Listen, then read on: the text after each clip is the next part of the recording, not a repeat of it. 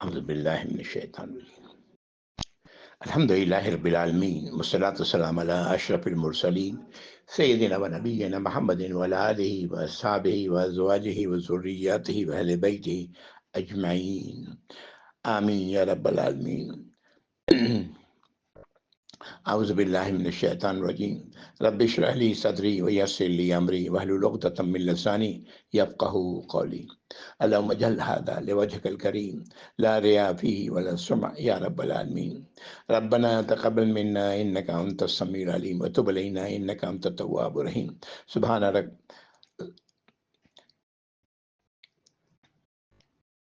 السلام علیکم ورحمۃ اللہ وبرکاتہ انشاءاللہ آج ہم لوگ سورۃ المزمل پڑھیں گے 20 آیات کی یہ سورت مکی سورت ہے اور نام بھی پہلی آیات سے لیا گیا ہے لفظ المزمل ہے 2 بار اس میں تشدید ہے زے کے اوپر بھی اور میم کے اوپر بھی ہم لوگ نام تو رکھتے ہیں یہ اس لیے کہ اس نام سے اس طرح سے اللہ نے نبی کریم صلی اللہ علیہ وسلم کو مخاطب کیا ہے اس صورت میں لیکن اس کو صحیح نہیں پڑھتے یہ لفظ مزمل ہے الحمدللہ یہ قریش مکہ نے ان کے سرداروں نے ایک مجلس میں بیٹھ کر کے باقاعدگی سے اس کا انتظام کیا گیا اور پھر یہ کہ یہ فیصلہ کیا جا سکے کہ آپ کو سب لوگ ایک ہی نام سے پکار سکیں کہہ سکیں آپ کے بارے میں بعض نے کہا آپ کاہن ہیں صلی اللہ علیہ وسلم دوسروں نے اس پر اتفاق نہیں کیا پھر نام مجنون پھر وہ بھی اس پر بھی لوگوں نے اتفاق نہیں کیا پھر ساحر اس طرح کے تمام ناموں جو آپ کو کہے جاتے تھے لیکن اتفاق کسی پر بھی نہ ہوا یہ خبر جب نبی کریم صلی اللہ علیہ وسلم تک پہنچی تو آپ کو ظاہر ہے سوچ سکتے ہیں کہ آپ تو اللہ کا پیغام پہنچا رہے ہیں آپ وہ شخص تھے جنہیں لوگ صادق امین کہا کرتے تھے وہی لوگ جو آج اس قسم کی باتیں کر رہے ہیں کتنا دکھ ہوا ہوگا آپ کو تو آپ منہ لپیٹ کر اوڑھ کر اور آپ لیٹے ہوئے تھے انہیں غم میں کہ جبریل علیہ السلام تشریف لائے اور اسی طرح یعنی اے کپڑا لپیٹ کر اوڑھنے والے کہہ کر آپ کو مخاطب کیا اعوذ باللہ من الشیطان الرجیم بسم اللہ الرحمن الرحیم یا ایھا المزمل اے کپڑا اوڑھ لپیٹ کر لیٹے رہنے والے قم اللیل الا قلیلا رات کو کھڑے ہوں یعنی نماز کے لیے مگر تھوڑی رات نصفہ او انقص منہ قلیلا آدھی رات یا اس میں کم کر لیں کچھ اور زد علیہ ورتل القرآن ترتیلا یا زیادہ کر لیں اور قرآن کو ترتیل کے ساتھ پڑھیں ترتیل یہ اس طرح پڑھی جائے اس طرح پڑھیں کہ ایک ایک لفظ ایک ایک حرف واضح ہو اور نہ بہت بلند آواز میں ہو نہ بہت ہلکی آواز میں ہو اور اس طرح پڑھیں جیسے کہ اس احساس کے ساتھ کہ یہ اللہ کا کلام ہے ترتیل یہ آیت نمبر 1 سے 4 میں نے آپ کے سامنے رکھی ترتیل کا لفظی معنی تو میں نے آپ کے سامنے بتایا ہے کہ ترتیل کے لفظی معنی کیا ہے لیکن اس سلسلے میں روایات بھی کچھ ملتی ہیں عائشہ رضی اللہ تعالیٰ فرماتی ہیں ایک موقع پر کہ آپ بڑے ترتیل کے ساتھ پڑھا کرتے قرآن جس سے سورت بڑی دیر میں ختم ہوتی پھر ایک اور روایت ملتی ہے اور صحیح روایت ہے یا کہ نبی کریم صلی اللہ علیہ وسلم مد کو کھینچ کر پڑھا کرتے. مد الف واو اور یا یہ حروف مدہ کہلاتے ہیں. الف واو اور یا انہیں آپ کھینچ کر پڑھا کرتے. اور انہوں نے پڑھ کر بتایا کہ بسم اللہ الرحمن الرحیم کس طرح پڑھتے. بسم اللہ الرحمن الرحیم، الف پر کو کھینچا، پھر یا کو کھینچا. اس طرح آپ ترتیل کے ساتھ قرآن پڑھا کرتے. جہاں پر وقف آتا آپ پورا وقف فرماتے. الحمد للہ رب العالمین پڑھ کر وقف کرتے. الرحمن الرحیم پڑھ کر وقف کرتے. مالک یوم الدین پڑھ کر ٹھہرتے. اس طرح آپ قرآن کو پڑھا کرتے، اور یہی ہے جس کا نام ترتیل ہے. قرآن کو مزید اچھی آواز میں پڑھنا چاہیے.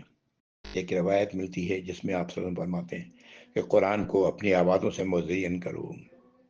اور وہ شخص ہم میں سے نہیں جو خوش آوازی سے قرآن نہ پڑھے. اس کا مطلب یہ نہیں ہے کہ گانے کی طور پر پڑھا جائے، میوزک کے ساتھ پڑھا جائے، نہیں. اچھی طرح پر در حقیقت قرآنی لفظ اس طرح جب پڑھا جاتا ہے، ایک ایک حرف ذہن میں بیٹھتا ہے اور پوری توجہ کے ساتھ انسان پڑھتا ہے، معنی اور مطلب سمجھ آتا ہے اسے. اور یہ ذہن میں رکھیں کہ یہ قرآن جب نازل ہوا تو جن لوگوں پر نازل ہوا ان کی زبان عربی تھی، اور ان کی اپنی زبان میں ہی نازل ہوا، اس زبان میں جو عام بول چال کی زبان تھی. کاش کہ ہم لوگ قرآن کو اور عربی کے ساتھ ہمارا تعلق ایسا ہی ہوتا ہے، لیکن افسوس ایسا نہیں ہوا، اور جس کا نتیجہ آج ہم دیکھ رہے ہیں کس طرح ہم لوگ قرآن سے دور ہیں. میں دیکھتا ہوں کہ ہمارا شوق و ذوق بھی جو ہے اس سلسلے کو، قرآن کو سننے میں کم ہوتا چلا جا رہا ہے. وجہ اس کی یہی ہے کہ وہ اثر نہیں ہوتا قرآن پڑھتے ہوئے جو ہونا چاہیے ہمیں ان لوگوں کے دلوں میں ہوتا تھا جو عربی سمجھتے تھے. اللہ تعالیٰ ہم لوگوں کو اس کی توفیق عطا فرمائے کہ ہم اتنی عربی سیکھ لیں کہ ہم قرآن پڑھیں تو سمجھ سکیں. آمین یا رب العالمین. آیت نمبر 5 ہے اس سے آگے. ان سنلقی علیک قولا ثقیلا، بے شک ان قریب ہم نازل کریں گے آپ پر اور بھاری بات، قول جو بہت وزنی ہوگی. یہ آیت نمبر 5 ہے. اشارہ ہے مزید وحی کے آنے کا، اور جو یقیناً لوگوں پر بھاری ہوگا، آپ کے لیے مشکلات پیدا کرے گا. اشارہ اسی طرف ہے. ان ناشئۃ اللیل ہی اشد وطئا واقوم قیلا، بے شک رات کا اٹھنا نفس کو خوب کچل دیتا ہے اور بات کو بہت درست کر دیتا ہے. یعنی جو بات کرتا ہے انسان، جو کچھ بول رہا ہوتا ہے وہ بہت درست بول رہا ہوتا ہے.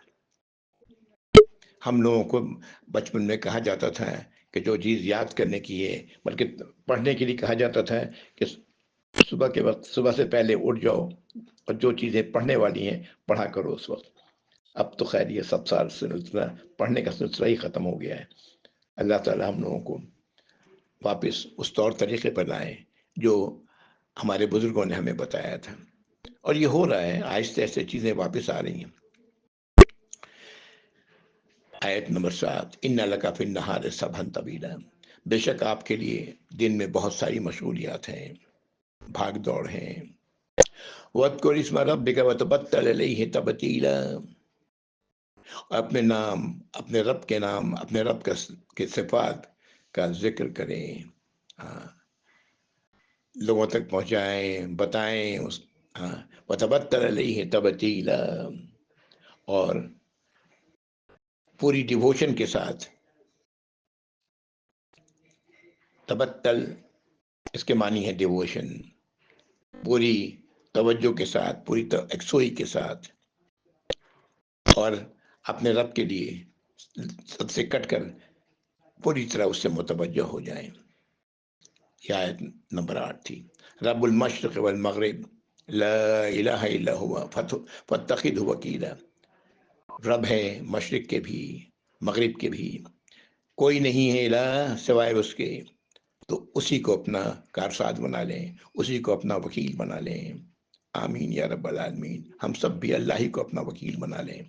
آمین یا ارحم الراحمین. یہ آیت نمبر 9 ہے. احادیث میں نبی کریم صلی اللہ علیہ وسلم کے وحی نازل ہونے کے وقت کی حالات کا پتہ لگتا ہے. جب وحی نازل ہوتی تو آپ نے فرمایا کہ اس طرح کی آواز آتی جیسے کہ کسی زنجیر کو پتھر پہ پٹکا جا رہا ہے. اتنا بوجھ پڑتا ہے کہ وہ آپ سے فرماتے ہیں کہ جیسے میری جان نکل جائے گی. گھنٹی کی آواز آتی وحی کے نزول کے وقت، جو مجھ پر بہت بھاری پڑتا ہے. کبھی گنگناہٹ کی آواز ختم ہو جاتی، اور کئی اس طرح کی باتیں جو آپ صلی اللہ علیہ وسلم نے بتائی ہیں جو وحی کے نزول کے وقت آپ کی پیشانی مبارک پر پسینے کے قطرے ٹپکنے لگتے. یہ اور کئی بار وہی آسانی سے آپ تک آ جاتی. بہرحال اللہ نے جو طریقہ مقرر کیا ہے اور جس طرح سے اللہ نے اپنا پیغام پہنچانے کے لیے ذکر ذرائع رکھے، اس طرح اللہ نے نبی کریم صلی اللہ علیہ وسلم تک اپنا پیغام پہنچایا. سبحانک یا رب. یہ آیات جو میں نے ابھی پڑھی کہ آپ صلی اللہ علیہ وسلم کو مخاطب کر کے آپ سے یہ بات اللہ نے وحی کے ذریعے پہنچائی، آپ تک پہنچائی.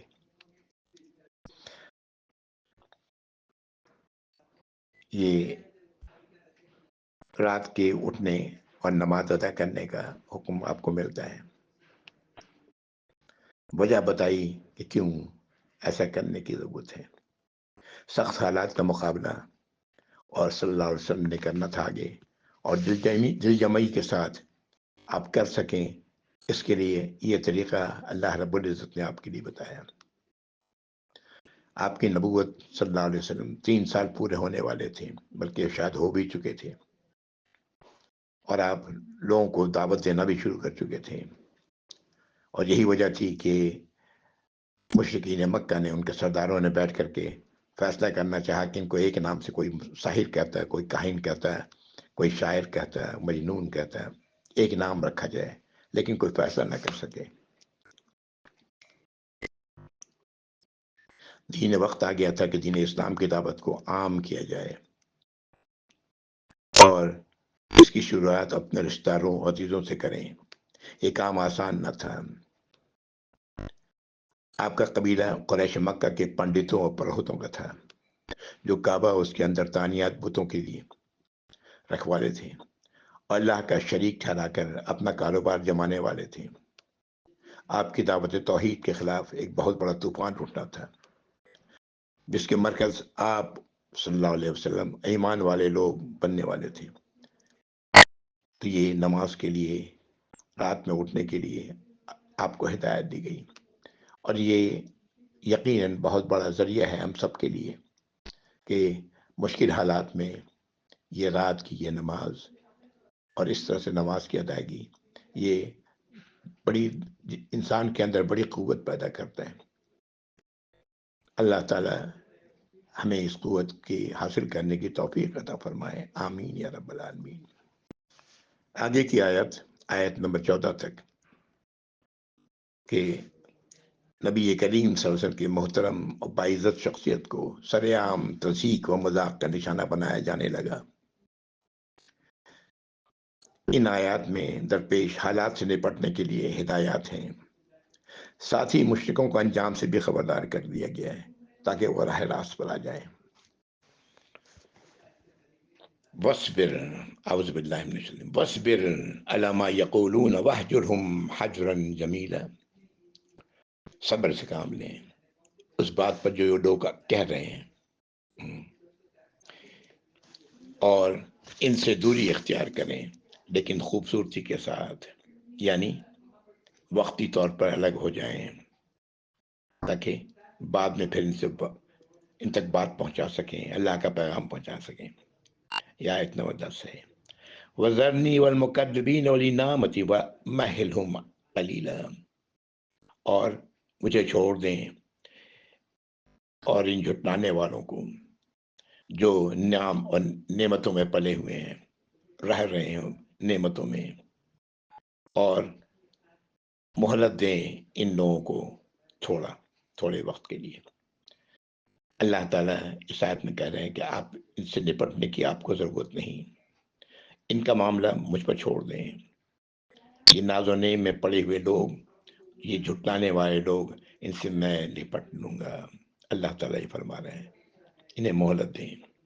اگلی آیت نمبر 12، ان لدینا انکالا و جہیما، بے شک ہمارے پاس تو بیڑیاں ہیں اور سلگتی آگ ہے جہنم کی، وہ طعاما ذا غصۃ عذابا علیما، اور ایسا کھانا جو حلق میں پھنسے گا، اور عذاب بھی وہ جو دردناک ہوگا، درد دینے والا ہوگا۔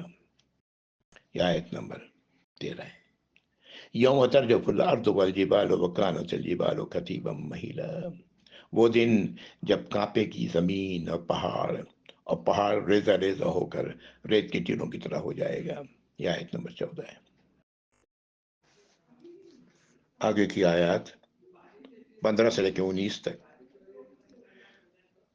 مشرکوں کو واضح کر دیا گیا کہ نبی کریم صلی اللہ علیہ وسلم ویسے ہی اللہ کے رسول ہیں جیسے کہ فرعون کی طرف موسیٰ علیہ السلام بھیجے گئے تھے۔ ان کے لیے بھلا اسی میں ہے، ان مشرکوں کے لیے، کہ وہ قرآن کی ہدایات کو قبول کر لیں، ان کی نصیحتوں کو مان لیں، ورنہ تباہی ہے۔ اعوذ باللہ من الشیطان الرجیم۔ اِنَّا ارسلنا الیکم رسولا شاہدا علیکم کما ارسلنا الی فرعون رسولا، بے شک ہم نے بھیجا ہے تم لوگوں کی طرف ایک رسول گواہ بنا کر، جیسے کہ ہم نے بھیجا تھا فرعون کی طرف ایک رسول، اشارہ موسیٰ علیہ السلام کی طرف ہے۔ فَعَصَىٰ فِرْعَوْنُ الرَّسُولَ فَأَخَذْنَاهُ أَخْذًا وَبِيلًا، تو فرعون نے نافرمانی کی رسول کی، تو ہم نے اسے پکڑا، اور پکڑنا بھی زبردست سخت وبال والا پکڑنا۔ آیت نمبر 16 ہے۔ فَكَيْفَ تَتَّقُونَ إِن كَفَرْتُمْ يَوْمًا يَجْعَلُ الْوِلْدَانَ شِيبًا، تو کیسے تم لوگ اپنے آپ کو بچاؤ گے اگر تم نافرمانی کرو گے اس دن جس دن کی سختی بچوں کو بوڑھا کر دے گی۔ اشارہ ہے حشر کے دن کا، اس دن کی پریشانیوں کا۔ ایک دن سبحان اللہ کتنا لمبا ہوگا اللہ ہی بہتر جانتے ہیں، پوری نو انسانی کا حساب کتاب اللہ تعالیٰ کریں گے۔ السماء منفطر بہ، یہ آسمان پھٹ جائے گا۔ کانا وعدہ مفعولا، اللہ کا وعدہ تو پورا ہونے والا ہے، ہو کے رہنے والا ہے۔ یہ آیت نمبر 18 ہے۔ یہ حدیث ہم لوگ جانتے ہیں، جب اللہ تعالیٰ حشر کے دن آدم علیہ السلام سے کہیں گے کہ اپنی اولادوں میں سے جہنمی اور جنتیوں کو الگ کرو، اور پھر حکم دیا جائے گا، آدم علیہ السلام نہیں کر سکیں گے، تو اللہ تعالیٰ فرمائیں گے کہ 1000 میں سے 1 جنت کے لیے، 999 جہنم کے لیے۔ یا اللہ، آپ سوچ سکتے ہیں کہ کیا صورتحال ہوگی، یہ ہم سوچ سکتے ہیں یا رب۔ اللہ تعالیٰ ہمیں انہیں ایک میں شامل فرمائے یا رب العالمین۔ آیت نمبر 19، ان ھذہ تذکرہ، بے شک یہ نصیحت ہے، فمن شاء اتخذ الی ربہ سبیلا، تو جو چاہتا ہے اپنے رب کی طرف کا راستہ اختیار کر لے۔ یہ آیت نمبر 19 ہے۔ ایک موقع پر نبی کریم صلی اللہ علیہ وسلم فرمایا کہ میری مثال ایسی ہے کہ کوئی شخص اطلاع دینے کے لیے لوگوں کو مخاطب کر کے کہتا ہے کہ لوگوں، دشمن حملہ کرنے والا ہے، اپنے آپ کو بچا لو۔ اس میں وہ لوگ ہیں جو اس کی بات کو مان لیتے ہیں اور اپنے آپ کو بچانے کا انتظام کرتے ہیں اور وہ بچ جاتے ہیں۔ دوسری طرف وہ لوگ ہیں جو اس پکارنے والے کی آواز کی پرواہ نہیں کرتے اور نتیجے میں دشمن پر حملہ کرتے ہیں اور تباہ و برباد کر دیتے ہیں۔ نبی کریم صلی اللہ علیہ وسلم کی پکار ایسی ہی ہے، قرآن کی آواز ایسی ہی ہے۔ اللہ تعالی ہم سب کو اس کی سمجھ عطا فرمائے، آمین یا رب العالمین۔ ابھی آیت نمبر 20 جو ہم لوگ پڑھیں گے، یہ تقریباً رات میں قیام کرنے کی جو آیت ہم لوگوں نے ابھی پڑھی، اس کے بعد تقریباً 1 سال کے بعد یہ آیات نازل ہوئی ہیں۔ روایت ملتی ہے عائشہ رضی اللہ تعالیٰ عنہ سے کہ تقریباً 1 سال کے بعد یہ نازل ہوئی۔ یہاں سے یہ بات بھی پتہ لگتی ہے کہ پہلے جو نماز فرض تھی وہ صرف رات کی یہ نماز تھی جس کا ذکر اللہ نے، جس کا حکم اللہ تعالیٰ نے سورہ المزمل کے شروع میں دیا۔ ہاں، اور پھر یہ 5 وقت کی نمازوں کا آپ کو حکم ملا معراج کے موقع پر، جو سال 10ویں ہجری میں 10ویں نبوت میں آپ صلی اللہ علیہ وسلم کو پیش آیا۔ تو یہ ایسا لگتا ہے کہ یہ بات کا حصہ یعنی آیت نمبر 10 اس کے بعد نازل ہوئی ہے۔ واللہ عالم، صحیح چیز تو اللہ ہی جانتے ہیں، ہمارے لیے تو ہدایات ہیں جو ملتی ہیں اس پر عمل کرنا ہے۔ ہاں، ان چیزوں کی کھوج کرنے کے لیے جن کو اللہ نے صلاحیت دی ہے وہ اس پر کام کریں، الحمدللہ جو پتہ کریں، جو معلومات حاصل ہو لوگوں تک پہنچائیں، الحمدللہ ثم الحمدللہ۔ اصل چیز ان کو حاصل کرنے کا، ان چیزوں کی کھوج لگانے کا فائدہ کچھ نہیں سوائے اس کے کہ اپنی طبیعت کی تسکین ہوتی ہے۔ حقیقت یہ ہے کہ اس کا اجر تو اسی چیز کا ملنا ہے جس پر ہم عمل کریں گے، جس کو ہم تسلیم کریں گے، مانیں گے، جس پر ہم ایمان رکھیں گے۔ اللہ تعالی ہم سب کو اس کی سمجھ عطا فرمائے، آمین یا رب العالمین۔ یہ آیت نمبر 10 میں اللہ رب العزت نے رات کی نماز میں آسانی کر دی۔ یہ نماز اب فرض نہیں رہی بلکہ اختیاری ہو گئی، جو چاہے وہ پڑھے۔ نبی کریم صلی اللہ علیہ وسلم اسے تاحیات باقاعدگی سے ادا کرتے رہے، کبھی رات کے پہلے پہر، کبھی درمیانی رات، کبھی آخری پہر۔ سرد اور گرم موسم میں رات کی طوالت کا فرق اور وقت بتانے والی کسی گھڑی آلہ کی غیر موجودگی میں 2/3 یا آدھی رات یا 1/3 رات کا صحیح تعین کرنا آپ صلی اللہ علیہ وسلم کے لیے اور ایمان والوں کے لیے جو 7 نماز ادا کرنے لگے تھے ممکن نہ تھا۔ اللہ نے اس نماز میں تخفیف فرما دی اور یہی شکل اس نماز کی تا قیامت ایمان والوں کے لیے رہ گئی کہ اسے لمبی، اچھی، پرسکون تلاوت کے ساتھ رات کے کسی حصے میں اتنی ہی ادا کریں جتنی وہ آسانی سے ادا کر سکتے ہیں۔ اس کی 8 رکعتیں اور پھر 3 رکعتیں وتر نماز کی ادا کرنا ایمان والوں کے لیے سنت موقتہ کہلائی، جو ایمان والوں کے لیے کے متعلق مستقبل کے صیغے میں یہاں کہی گئی ہے، اور جو باتیں یہاں کہی گئی ہیں وہ مدنی دور میں سچ ثابت ہوئیں۔ سبحان اللہ۔ یہ جو رات کی نماز ہے اس سلسلے میں بھی بہت ساری ویریشنس ہیں ہمارے ہاں، کچھ مسلکی ہیں، کچھ دوسری ہیں، کچھ روایات کے حوالے سے ہیں۔ عائشہ رضی اللہ تعالیٰ عنہ سے روایت ملتی ہے کہ آپ صلی اللہ علیہ وسلم یہ نماز کیسے ادا کرتے تھے۔ جس کو یہ شوق ہے مزید جاننے کا، اگر جس طرح ادا کر رہے ہیں وتر نماز الحمدللہ، اور جس کو مزید شوق ہے جاننے کا اسے چاہیے کہ احادیثی کتاب دیکھے اور یہ وتر کی نماز کا سلسلہ کن کن طریقوں سے آپ نے ادا کی ہیں وہ سب مل جائیں گے اس میں۔ اللہ تعالی ہم سب کو توفیق عطا فرمائے کہ ہم بہتر سے بہتر طریقے سے اللہ کی نماز کی، اللہ کی اطاعت کی، اللہ کی فرمانبرداری کی، اللہ کی یہ اولین حکم نماز کی پر اپنے آپ کو قائم کر سکیں۔ نبی کریم صلی اللہ علیہ وسلم نے ایک موقع فرمایا کہ اللہ کے ہاں وہی عمل قبول ہے جو باقاعدگی سے کی جائے، خواہ تھوڑا ہی کیوں نہ ہو۔ ہاں، سبحان اللہ، باقاعدگی۔ یہ تمام باتیں جو میں نے عرض کی اس آیت کو پڑھتے ہوئے، آیت نمبر 20 طویل آیت ہے، خود ہی واضح ہو جائیں گی۔ اعوذ باللہ من الشیطان الرجیم۔ ان ربک یعلم انک تقوم ادنی من ثلثی اللیل ونصفہ وثلثہ، بے شک آپ کا رب خوب جانتے ہیں، خوب پتہ ہے اسے کہ آپ کھڑے ہوتے ہیں رات میں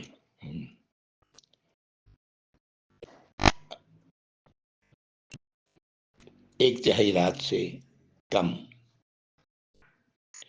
اور آدھی رات، اور 2/3 رات، وطائفۃ من الذین معک، اور ایمان والوں کی ایک جماعت، ایک گروہ آپ کے ساتھ ہوتی ہے۔ جب نبی کریم صلی اللہ علیہ وسلم کو اس بات کا حکم ملا تو آپ نے جب اس طرح نماز ادا کرنی شروع کی تو ایمان والے بھی آپ کے ساتھ شامل ہونے لگے، اور آہستہ آہستہ ایک بڑا مجمع، اب ایک بڑی تعداد ایمان والوں کی آپ کے پیچھے یہ رات کی نماز اسی طرح ادا کرنے لگی جیسے آپ صلی اللہ علیہ وسلم نے ادا کرنا شروع کیا تھا۔ اسی کا ذکر ہے کہ ایمان والوں کی ایک جماعت آپ کے ساتھ ہوتی ہے۔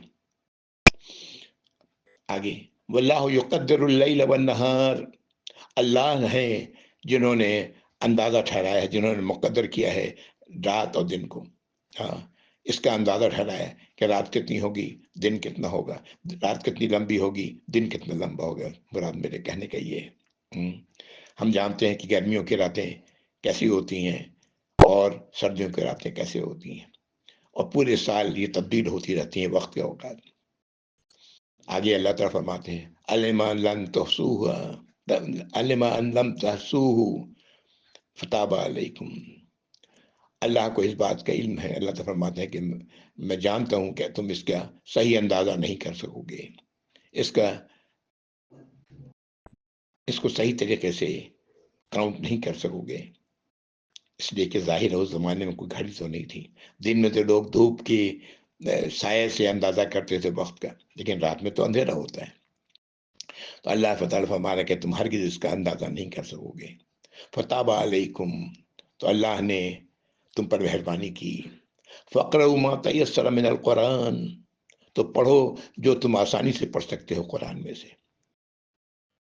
علم ان سیکون منکم مرضی وآخرون یضربون فی الارض یبتغون من فضل اللہ وآخرون یقاتلون فی سبیل اللہ فقرؤ ما تیسر منہ وقیموا الصلاۃ۔ کافی یہ آیت رہتی ہے، میں کئی باتیں آپ پر میں پھر دہراتا ہوں۔ اللہ علیمان سیکون لکم منکم مرضی، اللہ کو اس بات کا علم ہے کہ تم میں ایسے لوگ ہوں گے جو مریض ہوں گے، بیمار ہوں گے، وآخرون یضربون فی الارض، اور دوسرے ایسے لوگ بھی ہوں گے جو زمین پر اللہ کا رزق تلاش کرنے کے لیے نکلے ہوں گے، یبتغون من فضل اللہ، اللہ کا فضل تلاش کر رہے ہوں گے، سفر میں ہوں گے، اپنے کاروباری قافلے میں ہوں گے، وآخرون یقاتلون فی سبیل اللہ، اور دوسرے وہ لوگ ہوں گے جو جنگ کر رہے ہوں گے اللہ کے راستے میں۔ فقرؤ ما تیسر من، تو پڑھو اس میں سے جو تم آسانی سے پڑھ سکتے ہو۔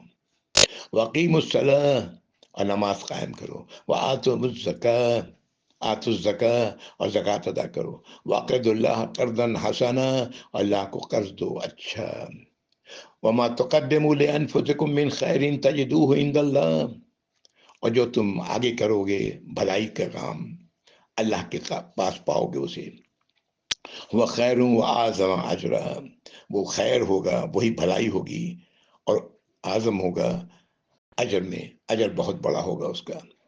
واستغفر اللہ، تو استغفار کرواؤ اللہ سے، معافی چاہو اللہ سے اپنی غلطیوں کی، اپنی خامیوں کی، مغفرت طلب کرو۔ ان اللہ غفور رحیم، بے شک اللہ تعالیٰ غفور ہیں اور رحیم ہیں۔ یہ آیت نمبر 20 مکمل ہوتی ہے۔